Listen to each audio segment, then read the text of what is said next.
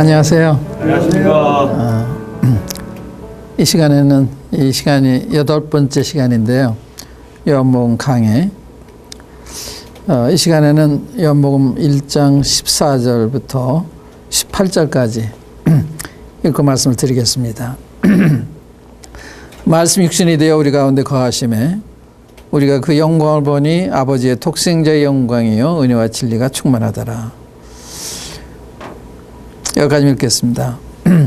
말씀이 육신이 됐다. 이상한 표현이죠. 말씀이 육신이 됐다. 우리 1절에 보면 이 말씀은 곧 하나님이시니라 그랬잖아요. 하나님이 육신이 됐다. 그런 말씀이거든요.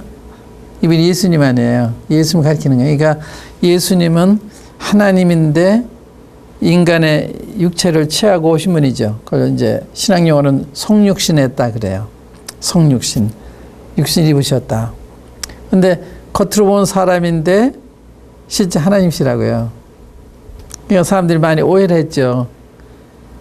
겉으로 보는 사람인데 하나님처럼 말씀하시고 하나님처럼 행하시고 그러니까 예수님을 오해한 거예요. 오히려 이제 예수님을 신성 모독하는 사람이다. 이렇게 이제 생각을 한 거거든요. 이게 그런가 그렇지 않은가. 이게 이제 해명이 필요하잖아요. 이 요한복음 읽으시면 아시게 돼요. 그러니까 성경 읽으셔야 되죠. 말씀 육신이 되어 그랬잖아요. 하나님이 육신이 되어 그 예수님이요. 우리 가운데 거하시며 우리가 그 영광을 보니 아버지의 독생자의 영광이다. 독생 예수님 가리키는 거거든요. 그래서 이 말씀이 굉장히 중요한 말씀이에요. 하나님이 육신 입고 오셨다. 하나님 보이지 않는 하나님이신데 보이는 하나님으로 오셨다. 이런 말씀이거든. 이 말씀이거든요. 이게 달라요. 그러니까 예수님 하신 말씀을 보면요. 나는 부활이요 생명이다. 나를 믿는 자는 죽어도 산다. 이게 사람이 할 수 있는 얘기 아니잖아요. 또 이 물을 먹는 자마다 다시 목마르지만 내가 주는 물을 먹는 자는 영원히 목마르지 않는다. 이게 사람이 할 수 있는 얘기 아니잖아요. 또 너는 위에서 났고 나는 아래서 났으며 또 너희는 이 생에 속하였고 나 이 생에 속하지 않았다. 이런 얘기 하세요. 그러니까 우리가 구별하신 거예요. 나는 위에서 났는데 너희는 아래서 났다. 너 이 생에 속했지만 나 이 생에 속하지 않았다. 이게 사람이 할 수 있는 얘기 아니죠. 난 하늘에서 나온 산떡이다. 하늘로부터 오셨다는 거예요. 예수 하신 말씀 한두 가지가 놀라운 말씀이 아니죠. 하나님이 아니시고는 하실 수 없는 절대자의 이야기를 하셨어요. 그 말씀을 그렇게 하시냐? 그 말씀을 가지 않는 거죠. 행하시는 모든 것이 이 창조주 하나님의 전능감이 나타내셨어요. 예수한테 복종하지 아니한 질병이 없어요. 죽음까지도 다 복종했어요. 또 이 바다와 파도도 잠잠하면 복종해요. 남한테 저주하고 남한테 죽어요. 예수님 물 위를 걸어오세요. 그러니까 예수 만물을 임의로 주관하시는 이런 분이시라고요. 바다에서 고기를 움직이시고 이렇게 전능하심을 이 땅에 보이신 거예요. 죽은 자도 살리시고. 그러니까 사람들이 안 따를 수가 없고 안 믿을 수가 없고 그 말씀을 두려워하지 않을 수가 없었던 거죠. 말씀 육신이 되어 우리 가운데 거하심에. 이거 그냥 어떤 그 우화에 나오는 얘기가 아니에요. 이 생에 거하셨어요. 우리가 사용하는 그 서력기원이잖아요. 금년이 2010년인데 이건 예수님 탄생한 지 2010년이 됐다. 예수님이 계시면 2010세가 되신 거죠. 그 역사는 예수님 중심으로 예수님 오시기 전, 오신 후 이렇게 연대를 나눴잖아요. 역사의 분기점이 되시는 이런 분이시죠. 예수님은 이제 실제 오셨던 분이에요. 33년 이상에 계셨어요. 그러니까 사람들이 좀 따랐죠. 그렇지 않고 왜 따르겠어요? 또 예수님의 말씀은요, 약속들이 많아요.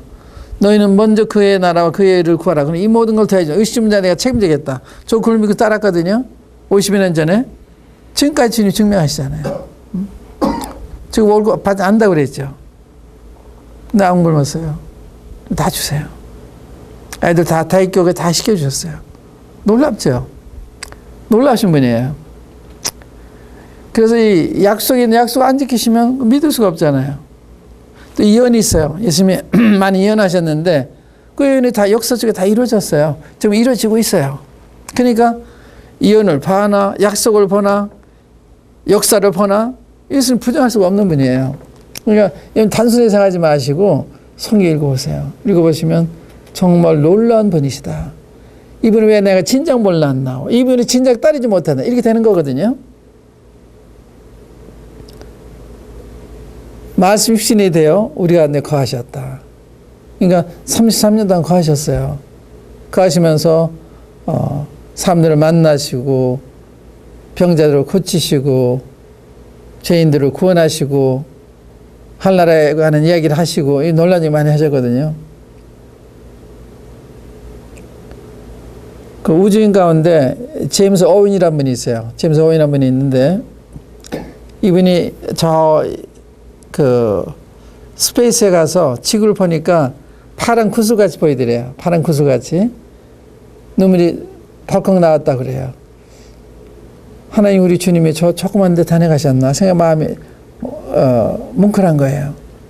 그때 제가 이렇게 기도했대요. 하나님 저를 살려서 돌려 보내주시면 제가 주님을 증거하기 위해서 세계를 돌겠습니다.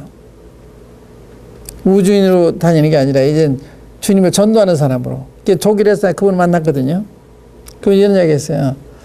사람이 달라는 것이 중요한 것이 아니라 하나님이 지구를 다녀가신 게 놀라운 일이다. 달라가는 건 사실은 이 우주의 크기에 비하면 별게 아닌데 우리 인간한테는 큰 업적이지만 이 달라는 가까운 데 갔다 온 거거든요. 우주가 얼마나 멀어요. 어떤 별까지는 수십억 광년 가도 못 가잖아요. 빛의 속도 수십억 년 가도 못 가요. 그러니까 얼마나 무한하신 우주예요.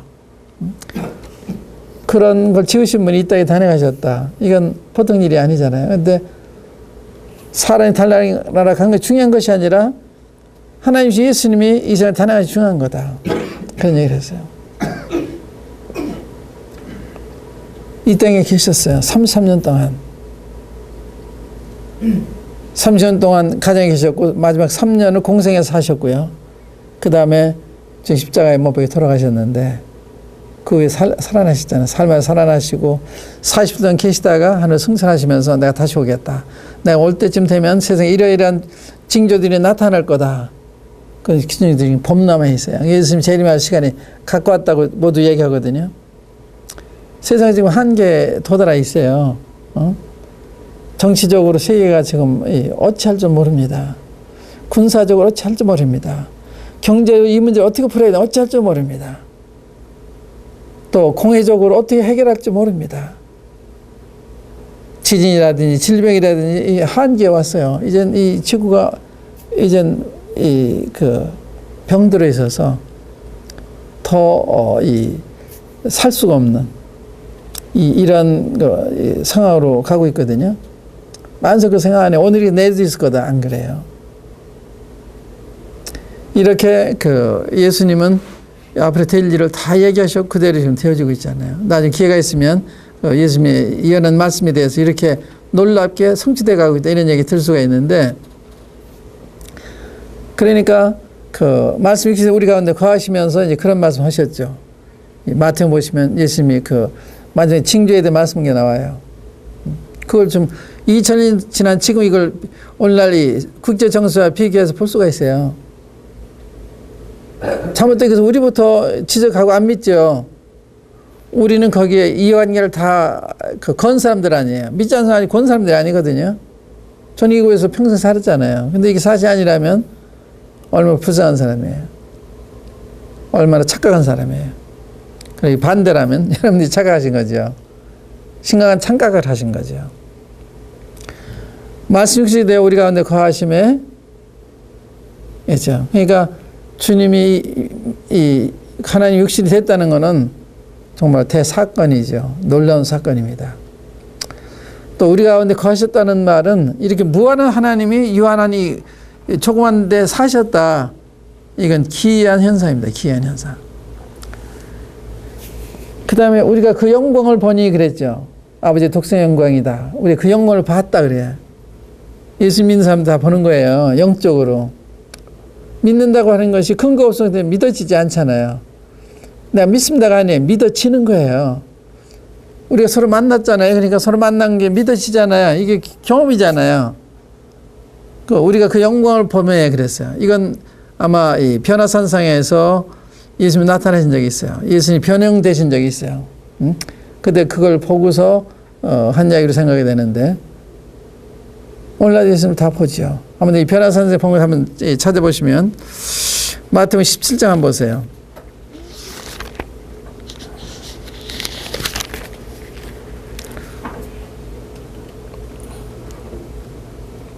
16장 28절 마지막 절부터 읽어보겠습니다. 진실로 너희에게 이르노니 여기 섰는 사람 중에 죽기 전에 인자가 그 왕권을 가지고 오는 것을 볼 자들도 있느니라. 엿새 후에 예수께서 베드로와 야고보와 그 형제 요한을 데리시고 따로 높은 산에 올라가셨더니 저희 앞에서 변형되사 그 얼굴이 해같이 빛나며 옷이 빛과 같이 휘어졌더라. 때 모세와 엘리야가 예수로 더불어 말씀하는 것이 저희에게 보이거늘 베드로가 예수께 여짜오되 가로되 주여 우리가 여기 있는 것이 좋사오니 주께서 만일 원하시면 내가 여기서 초막 셋을 짓되 하나는 주를 위하여 하나는 모세를 위하여 하나는 엘리야를 위하여 하리이다. 말할 때 호련히 빛난 구름이 저희를 덮으며 구름 속에서 소리가 나서 가로되 이는 내 사랑하는 아들이여 내 기뻐하는 자니 너희는 저의 말을 들으라 하는지라. 제자들이 듣고 엎드려 심히 두려워하니 예수께서 나와 저희에게 손을 대시며 가라사대 일어나라 두려워 말라 하신대 제자들이 눈을 들고 보매 오직 예수 외에는 아무도 보이지 아니하더라. 주님이 변형이 되셨어요. 이렇게 이 천년왕국 때 왕권을 가지고 오시는 이 모습으로 이렇게 변형이 되셨어요. 그때 모세 엘리야도 같이 나타났거든요. 근데 그 장면이 너무나 좋았던 거예요, 베드로가. 그래서 예수님이 제안했어요. 여기 있는 게 참 좋습니다. 여기 초막새에서 져서 하는 주를 위해서 하는 모세를 위해서 하사야 돼 그런 거예요. 그러니까 주님이 계신 그 천국이 얼마나 좋은 곳인지 이런 제안을 했어요. 여기에 대해서 이 베드로가 베드로후서 1장에 보면요. 그때를 회상하면서 그의 마지막 편지를 쓴 게 있는데 한번 베드로후서 1장을 열어보세요. 그러면 거기에 그때를 회상하면서 그 경험을 이야기하는 걸 볼 수가 있는데 1장 16절부터 읽어보겠습니다. 그냥 들으셔도 돼요. 우리 주 예수 그리스도의 능력과 강림하심을 너희에게 알게 한 것이 공교에 맞는 이야기를 쫓은 것이 아니요 우리는 그의 크신 위엄을 친히 본 자라. 이거 얘기하는 거예요. 이건 꾸미는 얘기 아니다. 우리는 그의 위엄을 친히 봤다. 지극히 큰 영광 중에서 이러한 소리가 그에게 나기를 이는 내 사랑하는 아들이요 내 기뻐하는 자라 하실 때 저가 하나님 아버지께 존귀와 영광을 받으셨느니라. 이 소리는 우리가 저와 함께 거룩한 산에 있을 때 하늘에서 나옴을 들은 것이라. 그러니까 그때 그 경험이 너무나 놀라워서 지금 수십 년이 지난 다음에 이 이야기를 쓰고 있는 거예요. 우리가 우리 주 예수 그리스도의 능력과 강림하심을 너에게 알게 한 것이 공개에 맞는 이야기를 쫓은 게 아니다. 우리는 그의 위엄을 친히 봤다. 들었다. 이 얘기는 거예요. 그럼 믿는 사람은 어떤 경험하느냐? 믿는 사람도 영적으로요. 주님 영광을 보는 거예요. 예를 들어서 고린도후서 1장에 보면요. 고린도후서 1장에 보시면 그 경험담을 얘기를 해요. 1장에 4장을 보면요. 4장에 보시면 4장 3절 4절 읽겠습니다. 만일 우리 복음이 가리웠으면 망하는 자들에게 가리운 것이라. 그 중에 이 세상 신이 믿지 아니하는 자들의 마음을 혼미케 하여 그리스도의 영광의 복음의 광채가 비치지 못하게 함이니 그리스도는 하나님의 형상이니라. 예, 그리스도의 영광의 복음의 황제가 비치지 못하게 한다. 왜? 마귀가 그 마음을 혼미케 해서. 그러니까 많은 사람 못 믿는 이유는요, 마귀가 그 눈을 멀게, 혼미케 하면 눈을 멀게 하는 거예요. 못 보게 하는 거예요.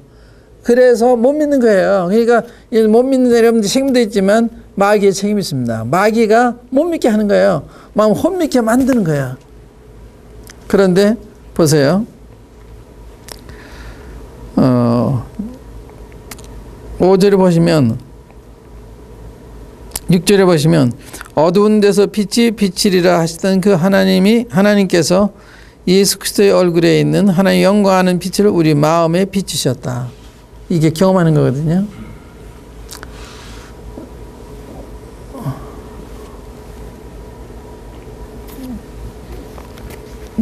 우리가 그 영광을 보매 이게 경험입니다. 여러분들 이런 경험을 할 수 있다. 그러니까 이제 이런 경험을 할 때 그분을 믿게 되는 거예요. 그 다음에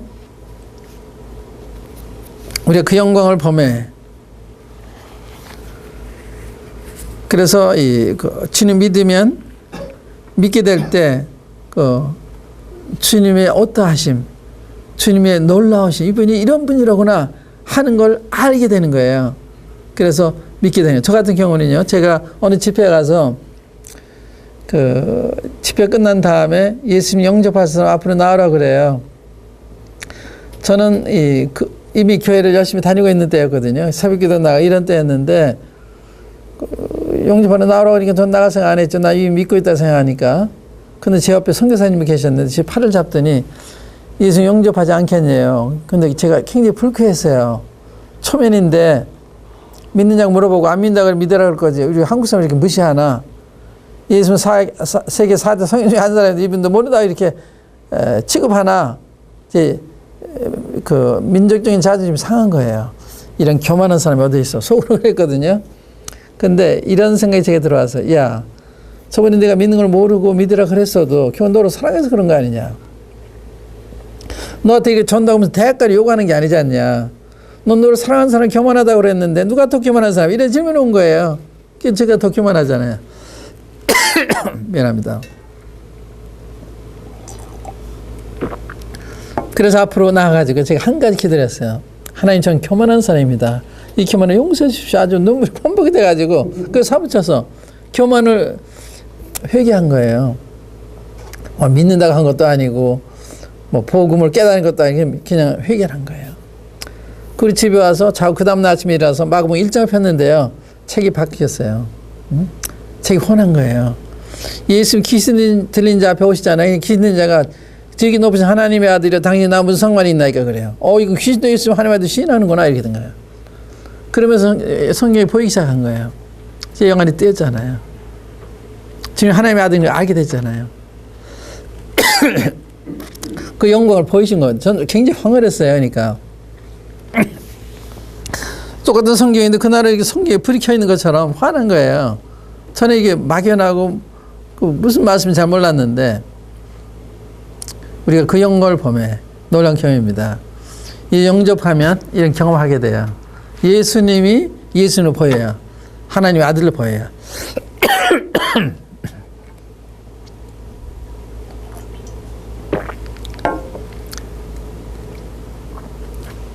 이는 하나님의 아버지의 독생자 아들이요 은혜가 진리가 충만하더라. 이게 은혜와 진리가 충만하다. 예수님이 어떤 분이시냐 이렇게 질문을 받으시면요, 성경 읽어보시면 은혜와 진리가 충만한 분이시다. 어떤 데 보면 난 마음이 오냐 겸손하다. 예수님은 오냐 겸손한 분이시거든요. 또 은혜와 진리가 충만하세요. 그러니까 성경 말씀 예수님 어떤 분이냐? 은혜로운 분이고 진실한 분이시고 겸손한 분이고 온유한 분이시거든요. 예수님이 잘 배웠냐 안 배웠냐 이거 보고 알아요. 예수님 잘 배우시면 온유하고 겸손한 사람이 되는 거예요. 은혜로운 사람이 되고 진실한 사람이 되는 거예요. 그걸 보고 아는 거예요. 예수님을 믿었는데 은혜스럽지 않다, 진실하지 않다, 온유하다, 겸손하지 않다, 문제가 있는 거죠. 예수님은 은혜와 진리가 충만하다. 은혜가 충만하다는 게 뭐냐? 은혜라는 게 뭐예요? 사랑을 받을 자기 없는 사람한테 사랑이 베풀어져서 그 은혜라 그래요. 부모의 은혜라고 그러잖아요. 부모의 은혜. 또 스승의 은혜 그런 얘기 하잖아요. 부모가 자식한테 그냥 거저 주잖아요. 왜? 그 부모 은혜 사랑으로.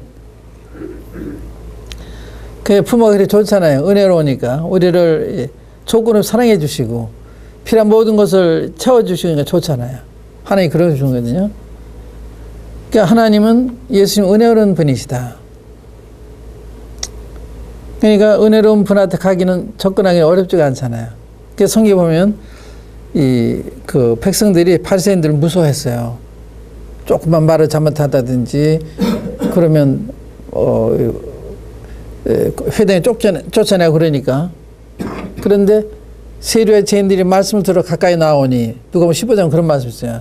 죄인들이 예수님 가까이 나와요. 그리고 예수님 영접하고 식사 대접하세요. 그러니까 굉장히 은혜로운 분이잖아요. 그러니까 죄인들이 무서워하지 않는 거예요.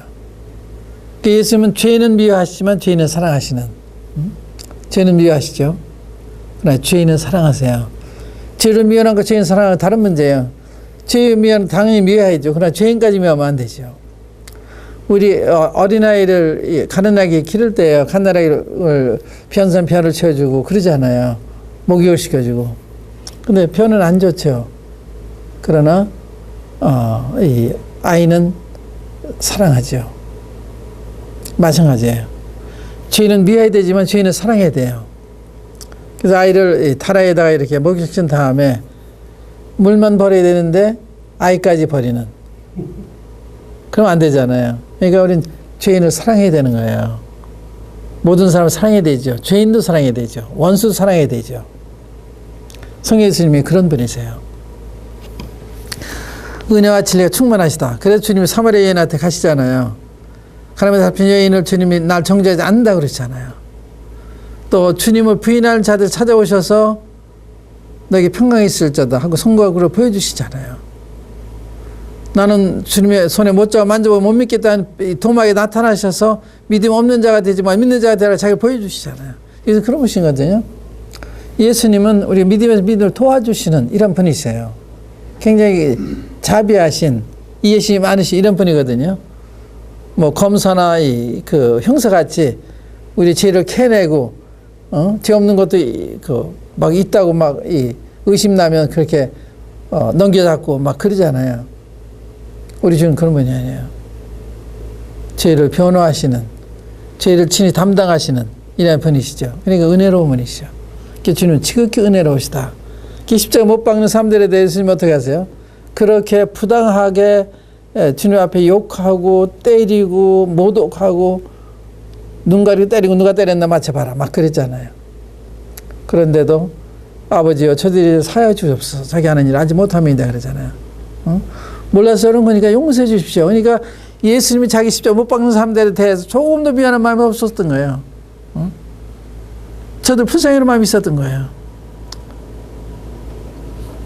사도행전에 나오는 스데반도 그랬죠. 돌로 치는 사람들에 대해서 아버지여 이 죄를 저희 돌리지 말아 주십시오. 주님을 믿으면 은혜로운 사람이 된 거예요. 주님이 은혜로웠기 때문에 그걸 보고 주님을 참 믿었는지 안 믿었는지 그걸 알 수 있는 거예요. 주님은 은혜와 진리가 충만한 분이시다. 진리라고 할 때 이 진리는 율법이 아니에요. 어떤 사람 은혜만 전하고 진리 안 전한다 그러는데 그렇지 않아요. 진리는 바른 길을 가르쳐주는. 예를 들어서 가나안에 잡힌 여인한테 나도 널 정죄하지 아니하노니 이건 은혜잖아요. 가서 다시는 죄를 범치 말라 이건 진리거든요.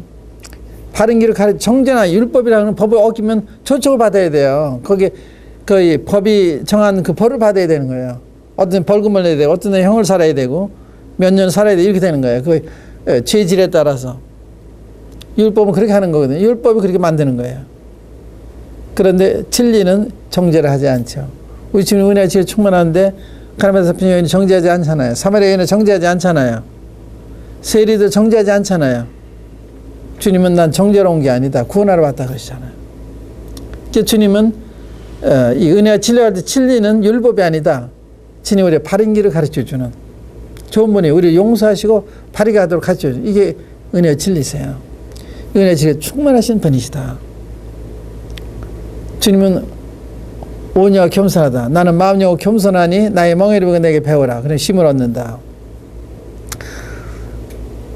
이 마음이 온유하다는 건 뭔지 아세요? 온유하다는 거. 온유하다는 말은 자기 권리를 행사하지 않는, 나한테 잘못하는 사람에 대해서 받아주고 참아주는, 이게 용서하고, 이게 온유예요. 어머니 같은 사람이죠. 어머니는 자기 잘못해서 다 받아주잖아요. 왜? 사랑하니까. 왜 주님이 그 십자가 못 박힌 장면 얘기할 때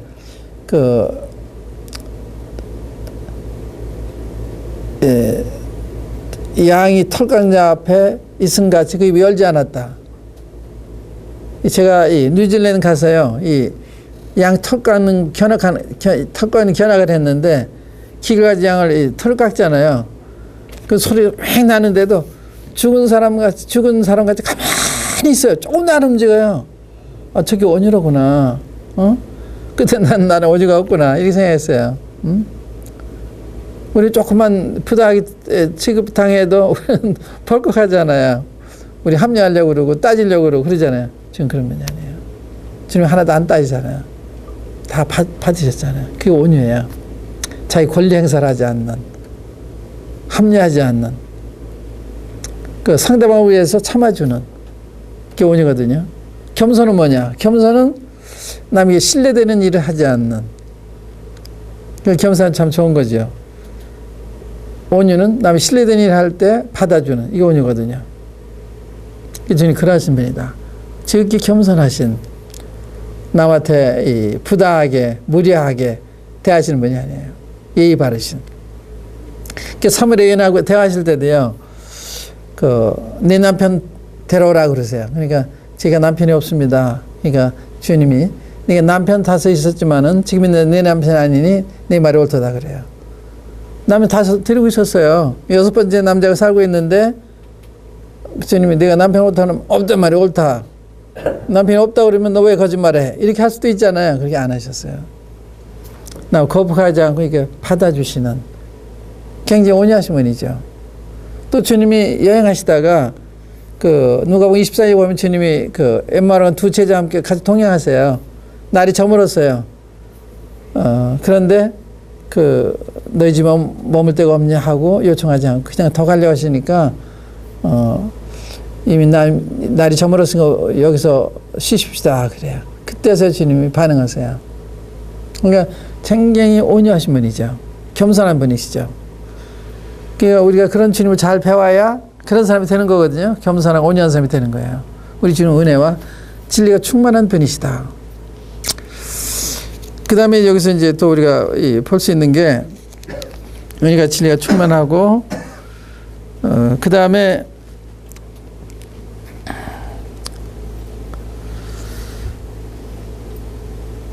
17절에 보면 율법은 무엇으로 말미암아 주신 것이요 은혜와 진리는 예수 그리스도로 말미암아 온 것이라. 이 율법과 은혜에 대한 얘기가 나왔죠. 율법과 은혜는 정반대입니다. 율법은 죄 있는 사람을 정죄하는 거예요. 은혜는 죄 있는 사람을 용서하고 그 죄를 없애주는 은혜거든요. 한번 로마서 4장 한번 열어보세요. 로마서 4장. 은혜가 뭔지 하는 걸.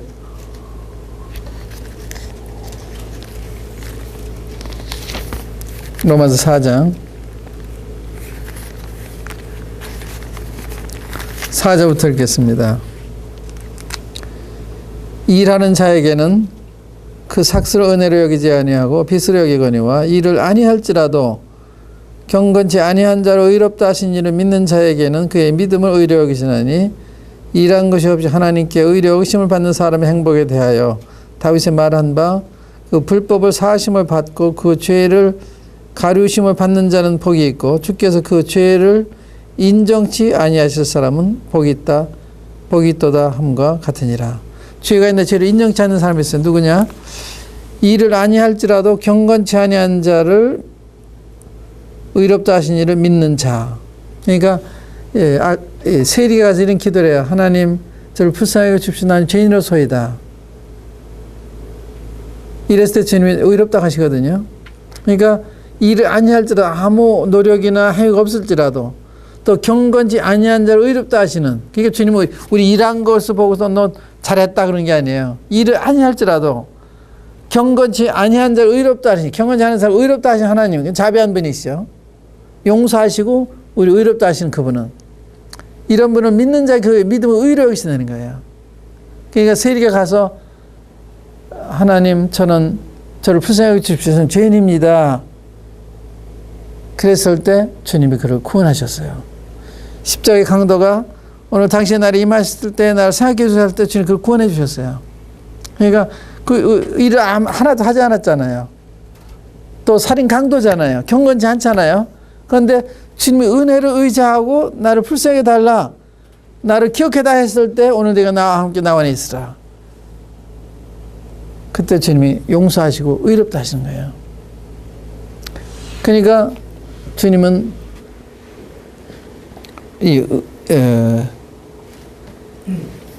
굉장히 은혜로운 분이시다. 은혜 지금 설명했는데, 율법은 죄를 지은 사람한테 무서운 거예요. 율법은 죄를 지면 반드시 거기에 대한 책임을 져야 돼요. 대가를 받아야 됩니다. 법은 무서운 거예요. 죄 지은 사람한테는. 그런데 은혜는 죄를 범한 사람, 율법 범한 사람을 용서해 주시는, 어떻게 용서하느냐? 자기가 그 벌을 대신 받아주심으로. 그게 주님께서 십자가 하신 거예요. 응? 당신이 내가 지은 죄에 대한 벌을 대신 받아주심으로 나를 받지 않아도 되도록 해준 거예요. 법적으로. 예수는 그런 일을 하신 거예요. 그게 은혜거든요. 그러니까 율법 은혜는 정반대죠. 근데 많은 사람들이 율법을 지켜야 된다 생각해요. 사실 이 율법은요, 우리 이방인한테 준 게 아니에요. 이건 유대인들이 준 거거든요. 또 율법을 지키라 준 것이 아니라 죄를 깨달으라고 주신 거예요. 죄를 깨달아. 이 율법이 없으면 죄를 몰라요. 탐내지 말라 하면 탐내기 죄인지 모르잖아요. 그래서 죄가 없으면 죄가 성립이 안 돼요. 자, 이 율법이 없으면, 법이 있어야 죄가 성립이 되는 거거든요. 그래서 그 율법은 이 구원 얻는 방법이 아니고, 율법은 죄를 깨닫게 해서 주신 거다. 이방인이 주신 게 아니고 유대인들이 주신 거다. 우리가 상관이 없는 거예요.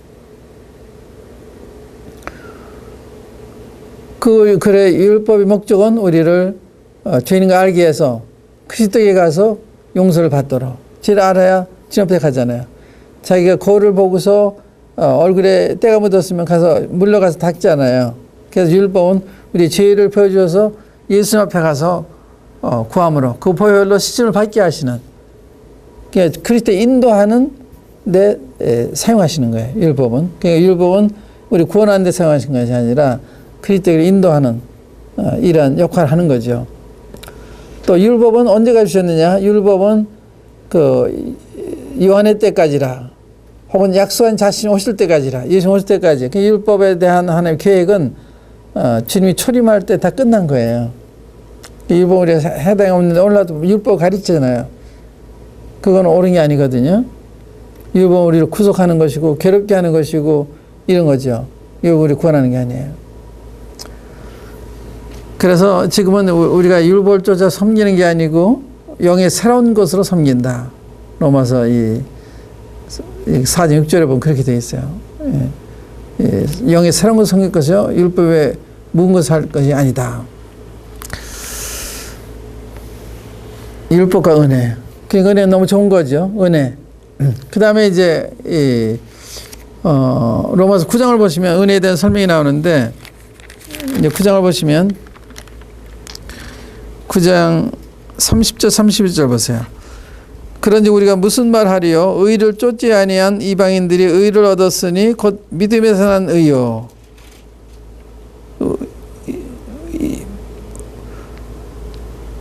의를 쫓지 않았는데 의를 얻었다.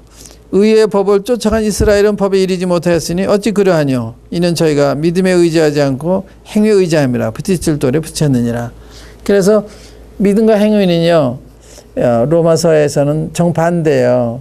믿음과 이 은혜와 믿음과 행위는 정반대예요. 그래서 어떤 행위가 있어서 구원받는 게 아니고, 행위가 없기 때문에 주님을 의지함으로, 주님의 은혜를 의지함으로 구원받는, 이게 로마서의 가르침이거든요. 야고보서에 하나님 없는 믿음 죽음이다 하는 말씀은, 그건 믿음의 정당화를 가린 거예요. 믿음이 있다고 생각하면 안 따라오면 그건 아니다 이런 거죠. 그러니까 믿음은 반드시 행위에 따라오는 거다. 그건 이 앞뒤에 관계가 있는 거죠. 믿기 때문에 행하는 거거든요. 믿으면서 행하지 않으면 그건 아니잖아요. 그래서 로마서는 이 죄인이 어떻게 인되느냐, 또 이 야고보서에는 이 행위는 믿음의 열매다, 결과다 이런 이야기죠. 그래서 그건 믿음의 합리화를 얘기하는 거지. 죄인이 구원받는 걸 의롭게 된 걸 말할 수만 하는 게 아니고 왜 그런가 하면 우리가 야고보서 2장을 보면은 아브라함이 의롭게 여김 받았다. 아브라함이 믿음만 됐냐? 나 이삭을 드리면 의롭다함 받았다. 그런데 그 의롭다함 받았단 말이 그 믿음이 정당화됐단 말이에요. 믿었기 때문에 그런 게 한 거 아니냐? 그런데 아브라함 믿음이 믿음 의롭게 여기셨단 말씀은 창세기 15장에 나와요. 그러니까 구원은 15장에 받고 그 다음에 22장에서 이삭을 드리는 것은 참 믿었다고는 나타내는 거죠. 그러니까 야고보서의 내용은 그 후자를 얘기하는 것이고 로마서는 15장 얘기하는 것이 다른 거예요. 구별이 있어요. 그 구별을 잘못하면 결국 행함이 믿음이라 그렇게 할 수가 있는데 그렇지 않죠. 다른 것입니다. 하나님 행위가 없어서 다 보시니까 참 믿을 때 오히려 의롭다 하시는 거거든요. 은혜와 그 다음에 이제 율법 모세로 말미암아 주신 것이 그랬죠. 그러니까 근원이 달라요. 모세를 통해서 왔는데 은혜와 진리 예수님 통해서 왔다 그랬잖아요. 그러니까 모세는 율법의 주신 분이고 또 은혜와 진리 예수로 온 거다. 구체적인. 그러니까 은혜와 진리는 이렇게 다른 거죠. 또 은혜와 율법은 다른 것입니다. 율법은 죽이는 거고 벌하는 거고 은혜는 벌받을 사람을 용서하는 거고 벌받게 하지 않는 거고 이게 은혜잖아요. 은혜가 너무 좋은 거죠. 그 다음에 이제 이런 부분에 대해서는 로마서하고 갈라디아서 잘 읽어보시면 아실 수가 있어요. 저기 여기는 은혜와 율법의 관계 이걸 아실 수가 있고 이번에는 1장 18절 읽겠습니다. 본래 하나님을 본 사람이 없을 때 아버지 품속에 있는 독생하신 하나님이 나타내셨느니라. 본래 하나님 본 사람이 없다. 하나님을 육신으로 볼 수 있는 분이 아니에요. 영이시기 때문에 바람이나 공기가 안 보이잖아요. 하나님이 육안으로 보이는 분이 아니에요. 영이시기 때문에. 그러니까 안 보인다고 없다고 하면 그건 잘 모르는 거죠. 바람과 공기가 없잖아요. 있잖아요. 지금 우리가 이렇게 TV를 시청하는데 TV에 영상물이 안 보이잖아요. 그 있잖아요. 전파를 통해서 이렇게 전송이 되는 거거든요. 보이지 않다고 없다. 이렇게 하면 안 되죠. 보이지 않아 얼마든지 있죠. 몰라서 그런 거지. 하나님 본 사람이 없으되 그러니까 하나님 봤다 말은 안 되는 거예요. 응? 하나님 보는 영적으로 봤단 말은 되지만 하나님 육안으로 보고 살 수 있는 사람이 없어요. 하나님 보면 즉사해요. 못 살아요. 하나님 볼 수 있는 분이 아니죠. 하나님 본 사람이 없으되 아버지의 품속에 있는 독생 하나님 나타내셨다. 여기 이 이야기는 하나님을 나타내시던 거예요. 어떻게 볼 수 없는 하나님이 어떻게 보게 되느냐. 독생자를 통해서. 그래서 예수님은 이 땅에 오셔서 말씀하실 때 항상 아버지 얘기만 하세요. 자기 얘기 안 해요.